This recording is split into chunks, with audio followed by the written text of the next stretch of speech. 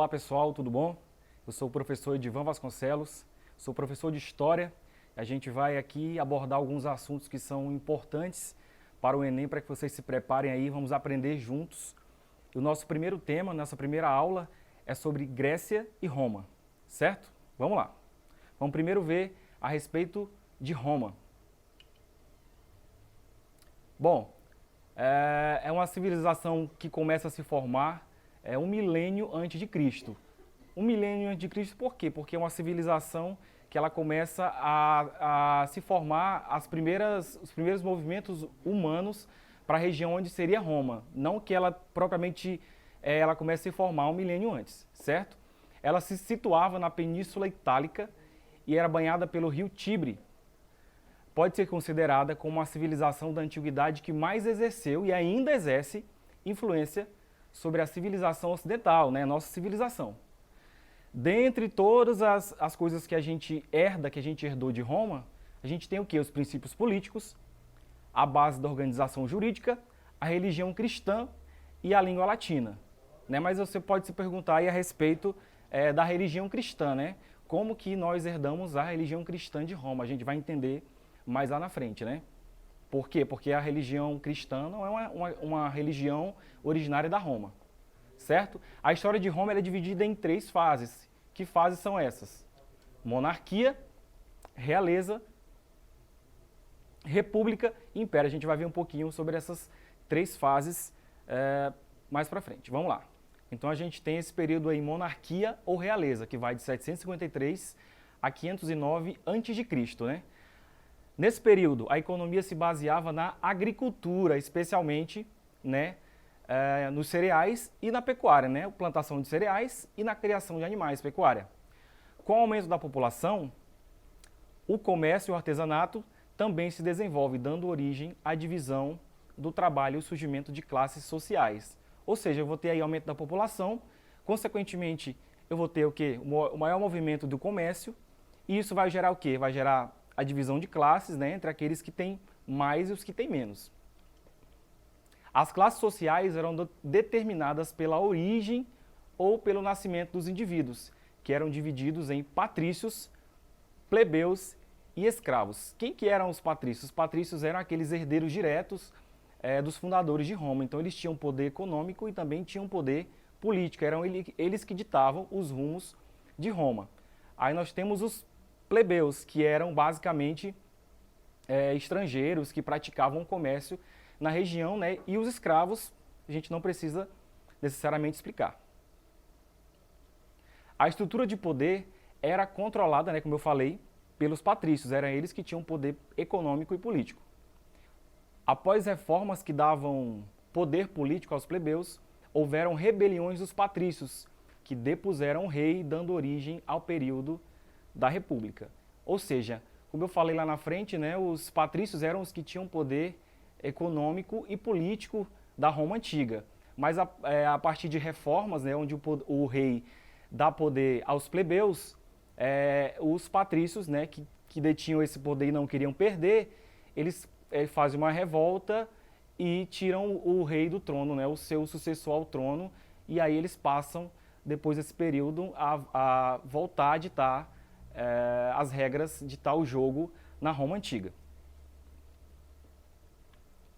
Outro período muito importante na Roma Antiga é a República, que vai de 509 a 27 a.C., né? Após as revoltas, como eu falei, os patrícios voltam a ditar os rumos de Roma. O período foi marcado pela grande expansão dos romanos, que precisavam ampliar seus domínios para alimentar a crescente população. A gente tem aí uma questão muito importante, né? A população passa a crescer. Se a população cresce, eu preciso o quê? Alimentar essa população, né? E se a minha plantação, se o meu comércio não está dando conta de alimentar essa população, eu faço o quê? Eu passo a dominar outras regiões, outras cidades, né, que vão propiciar essa alimentação à minha população, que cada vez cresce mais. Olha lá, no período, Roma dominou várias cidades da Península Itálica, chegando a dominar até cidades gregas, né? Os romanos passam a controlar praticamente toda a costa do Mediterrâneo. Para a gente ter uma ideia da dimensão da dominação romana, certo? Foi no período que Roma se tornou a maior potência econômica e comercial do mundo antigo. A decadência do período aconteceu após pressões sociais feitas pelos plebeus, que era a maioria da população e que queria direitos. Como eu falei, os plebeus eram aqueles estrangeiros que praticavam o comércio, né, mas eles queriam ter poder político. Eles já tinham o quê? Poder econômico. Eles queriam o quê? Poder político. A gente vai ver uma situação muito parecida, mas bem mais lá na frente, no período moderno, na Revolução Francesa, certo? A gente vai ver aí uma nova classe que surge, que são os burgueses, que eles tinham o quê? Poder econômico, mas eles não tinham poder político. Então a Revolução ela é feita toda em prol desses burgueses que gostariam de ter também poder político e ditar os rumos da França, né? Trazendo para Roma, a gente tem aí esses plebeus que tinham poder econômico, praticavam o comércio, mas não tinham poder político e eles fazem essa revolta. E a gente chega em outro período da Roma Antiga. A gente tem mais um período aí que vai de 27 a.C. até 476 já depois de Cristo, né? Que é o período do Império. Ele se caracterizou pelo quê? Pelo enfraquecimento do Senado e teve o poder centralizado no rei, que se tornou o único soberano de Roma, né? Vale ressaltar aí que o poder de Roma, né? Por mais que tivesse ali o rei, ele não era centralizado no rei. Existia o Senado e outras instituições políticas que ditavam ali os rumos de Roma. Claro, como eu falei para vocês, sempre liderados aí pelos patrícios, né? Que eram herdeiros diretos dos fundadores de Roma. E foi um período inaugurado pelo imperador Otávio Augusto. E aí esse período do Império, ele se divide em quê? Alto Império e Baixo Império. Sendo que o primeiro período, né, o Alto Império, se caracteriza por grande estabilidade política, econômica e social. E o segundo pela decadência do Império Romano.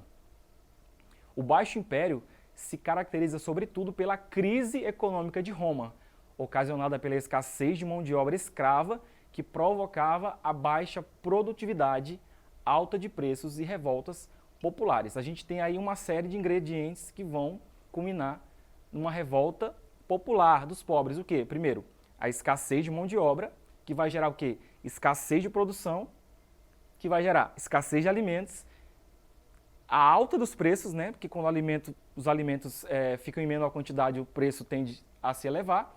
E aí a gente tem o que? As revoltas populares, as pessoas que estão passando fome. Esse é um dos motivos que faz com que o Império Romano ele chegue na sua decadência. A decadência romana também é agravada pelas invasões bárbaras que levaram à desestruturação e à queda do Império Romano do Ocidente. E aí por que Império Romano do Ocidente? Porque nós temos o Império Romano do Ocidente e o Império Romano do Oriente, que a gente vai ver um pouquinho mais lá na frente na nossa próxima aula. Um pouquinho sobre esse Império Romano do Oriente, certo? E agora, pessoal, um aspecto muito importante que a gente falou lá no início, que a gente volta agora trazendo um pouco mais detalhado, é a questão da cultura romana e a influência dessa cultura romana na sociedade, né, ocidental. Primeiro, né, a influência romana no mundo ocidental se faz presente em vários aspectos, como as línguas derivadas do latim e o direito. Dois exemplos aí básicos de língua originadas do latim, a gente tem o que? O espanhol e a nossa língua, o português, né? E o direito, né? O direito como profissão surgiu na Roma e hoje se faz o direito, claro, modernizado, mas, por exemplo, vários termos que se usa hoje em dia no direito, ele veio do latim, né? A arquitetura romana também influenciou a arquitetura de várias partes do mundo. A religião da Roma antiga também foi muito importante, influenciando até a religião grega, né? A religião antiga de Roma, ela influencia o mundo, mas influencia também a grega, mas a principal influência religiosa de Roma, ela não é a religião antiga de Roma, ela é a religião cristã. Por quê? O cristianismo nasce em Roma? Não, o cristianismo nasce lá no Oriente Médio, na Palestina, certo? Olha lá, o cristianismo nasceu na Palestina e se espalhou pelo mundo graças à adesão do Império Romano, que antes, vale lembrar, perseguia e matava cristãos. Mas o que muda, né? foi através do imperador Constantino, em 312, que Roma passa gradualmente a adotar o cristianismo como religião oficial. Aí a gente pode pensar, essa adesão ela foi da noite para o dia, Roma disse, a partir de hoje somos cristãos? Não. Né? Como o Império Romano era um império muito gigante, muito grande, isso foi, como eu coloco aí para vocês, foi uma adesão gradual, certo? Agora vamos lá ver um pouquinho sobre Grécia.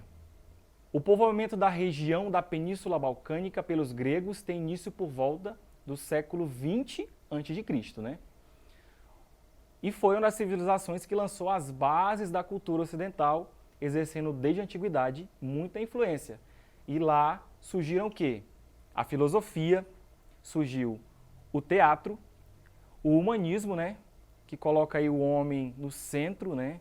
Você também consegue ver aí várias obras gregas onde se coloca o corpo humano nu de homens, né? Então o humanismo coloca o homem como centro. E a nossa querida e amada democracia, ela também surge lá na Grécia. E a gente tem alguns períodos aí importantes dessa Grécia, né, que são, primeiramente, período homérico. As principais fontes históricas que remetem a esse período, né, a essa época, o período homérico, estão nas obras Ilíada e Odisseia. A organização social desse período era baseada em genos, comunidades gentílicas, que era formada por membros de uma família sob o comando de um patriarca, que exercia o comando religioso e militar. Então a Grécia ela é uma sociedade patriarcal, onde um homem lidera, onde um homem dita, né? O trabalho ele era coletivo e baseado na produção da terra, né? E os rebanhos, eles pertenciam, né? Tanto os rebanhos quanto a terra, eles pertenciam à comunidade, né? Nesse período, a Grécia vivia em uma espécie de comunismo, onde tudo era de todo mundo. Só que, em meados do século 8 a.C., esse modelo de sociedade começa a se desintegrar, sendo os principais motivos o seu crescimento populacional e a insuficiência de recursos para abastecer o povo. A gente viu igualmente lá em Roma. Lembra? Eles também tinham um modelo parecido de produção da terra, mas só que quando a população cresce, né, isso se torna inviável e eles têm que mudar esse sistema, né? E aí passa a acontecer aí a divisão de classes, né? Vamos lá. Outro período importante é o período arcaico. Após a desintegração das comunidades gentílicas, né, que é o modelo anterior que a gente viu, o período anterior, surge uma nova forma de organização política, a polis, né, que é um período muito importante da Grécia Antiga, ou a gente pode chamar também de cidade-estado. Elas se caracterizavam pela existência da propriedade privada, diferenciação de classes e trabalho escravo ou servidão, leis escritas, governo e Estado. Se a gente tinha antes uma Grécia comum, né, onde as terras eram de todos, os rebanhos eram de todos, a gente tem agora uma Grécia dividida em classes sociais, onde a gente vai ter também aí a atuação do Estado, a criação de leis, né, o trabalho escravo, a sociedade dividida em classes. As cidades-estado eram independentes e autônomas, ou seja, né, elas não chegavam a formar um Estado unificado, ou seja, basicamente a gente tem várias cidades gregas aí, mas cada uma tinha uma lei específica, tinha um modelo de governo específico, e elas não chegavam a formar o Estado grego. A gente que chama de Grécia porque elas compartilhavam ali da mesma cultura, mas não chegavam a formar um único Estado. As cidades poderiam ter, né, por exemplo, como eu falei para vocês, regimes de governo diferentes, como oligárquicos, monárquicos e democráticos. As principais cidades-estados da Grécia foram Esparta e Atenas, né? Inclusive cidades aí que vão rivalizar anos mais tarde, né, na Guerra do Peloponeso, que a gente vai chegar mais lá na frente nesse tema. Aí a gente chega em mais um período, né, muito importante aí da Grécia Antiga, que é o período clássico, né? Foi um período que se caracterizou sobretudo pelo apogeu da civilização grega, com o pleno desenvolvimento da democracia, da filosofia e da cultura. Olha aí que momento importante, né? Democracia, filosofia e cultura. O período de ápice da civilização grega pode ser confirmado pela vitória sobre os persas nas guerras médicas e a ampliação da dominação ateniense sobre as outras cidades-estados gregas, né? Então Atenas ela se sobressai aí com relação às outras cidades-estados gregas. A decadência grega acontece com o quê? Após a Guerra do Peloponeso. Lembra que eu falei para vocês que a civilização grega, ela não formava um estado, mas eram cidades independentes, com leis independentes, né, e com modelos de governo independentes? Então, essas cidades elas vão passar aí a rivalizar entre si, que é chamado de Guerra do Peloponeso, né, que foi a guerra entre as cidades-estados da própria Grécia. E o que acontece? Por que nesse período a Grécia vai do seu apogeu à sua decadência? Porque essa Guerra do Peloponeso, ela enfraquece essa civilização grega, o que favorece aí a dominação dos macedônios sobre toda a Grécia. E aí a gente tem aí, para finalizar, duas questões. Uma sobre Roma e outra sobre Grécia, né? A gente tem primeiro aí a questão sobre Roma. Vamos lá. Entre os motivos que levaram ao fim o Império Romano estão as migrações e invasões bárbaras.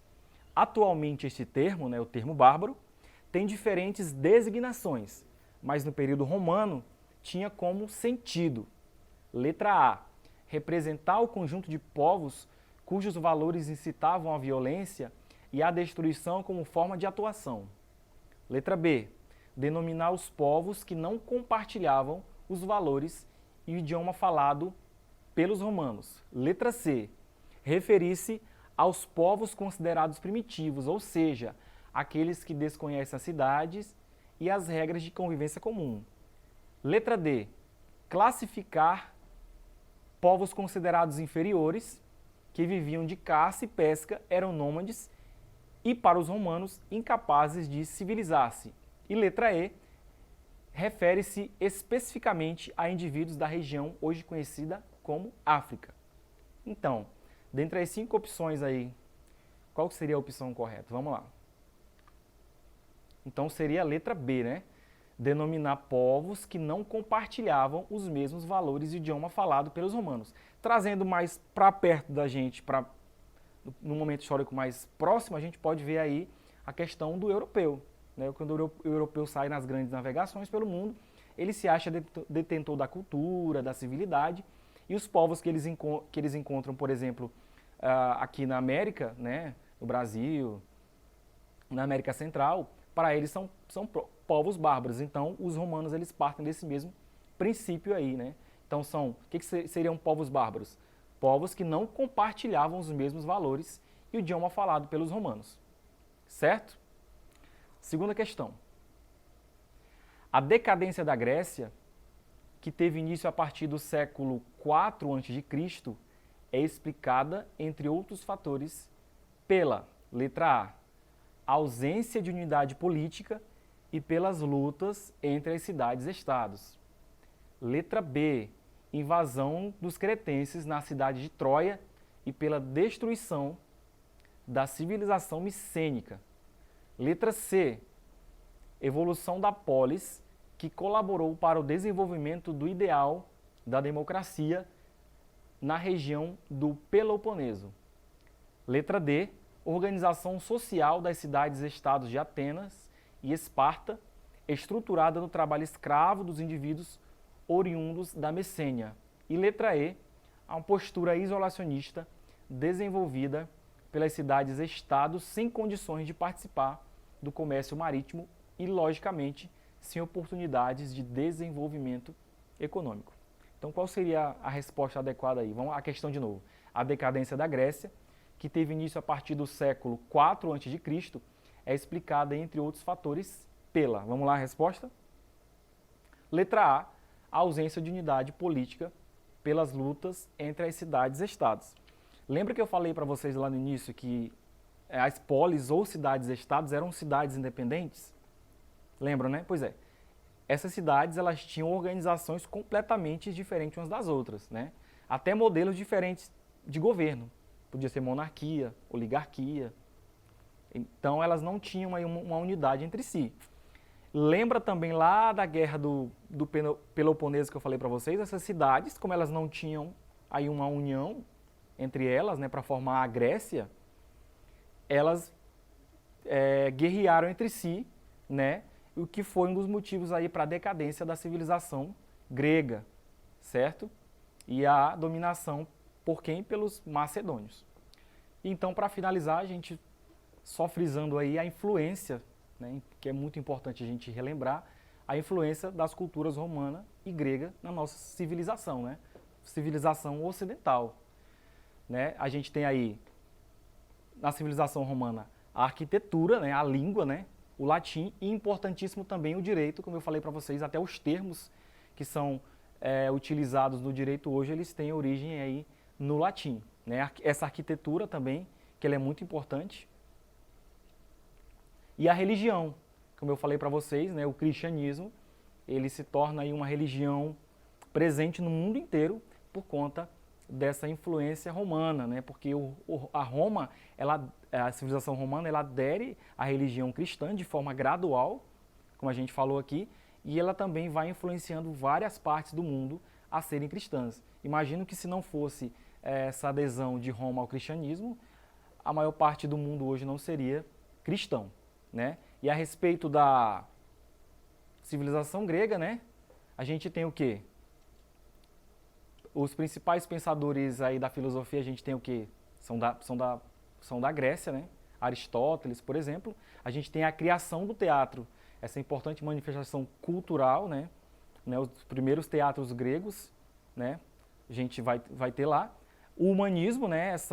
Esse pensamento de se colocar o homem no centro, né? As obras de arte que se colocam ali, o nu masculino, os corpos masculinos. É importante também a gente frisar isso. E a democracia, né? A gente tem aí, pelo menos na maior parte do mundo, aí, os países democráticos, claro, influenciados pela democracia. E também, a gente, casando com Roma, a gente tem democracia e república, né? Esse modelo onde o poder ele não é centralizado no único governante, por mais, como eu falei, existia um período em Roma em que esse poder ele não foi mais centralizado, mas a gente tem aí de Roma esse modelo de política, onde ali você tem o líder, né? O rei, mas tem outras organizações políticas, sociais, que vão ditar ali os rumos do império, vão ditar os rumos ali dessas civilizações.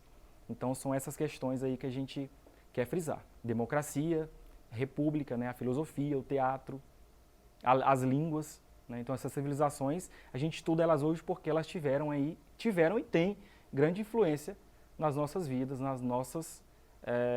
nossa educação, enfim. Então, para acessar essa aula e outras aulas, acesse aí a plataforma Eduque. Né? Até a próxima aula. Tchau, tchau.